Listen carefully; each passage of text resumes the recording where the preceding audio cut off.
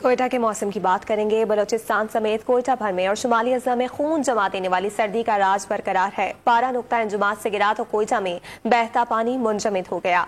कोयटा से don news के नुमाइंदे गालिब निहात से मजीद जानते हैं। गालिब बताएगा कोयटा का कम से कम दर्जा हरारत कितना रिकॉर्ड किया गया है, महकमा मौसमियात की आइंदा के लिए क्या पेश गोई है।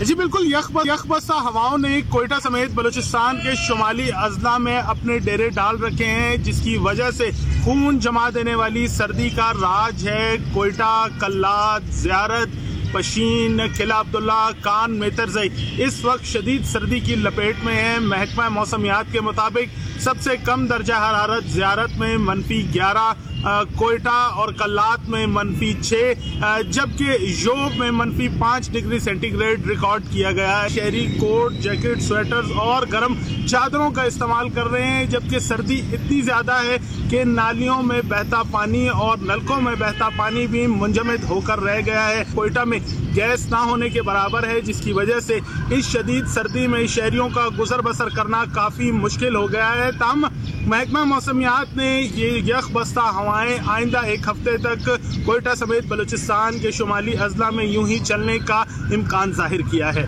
जी आइंदा तक मौसम मजीद सर्द रहेगा। बहुत शुक्रिया गालिब अपडेट्स के लिए।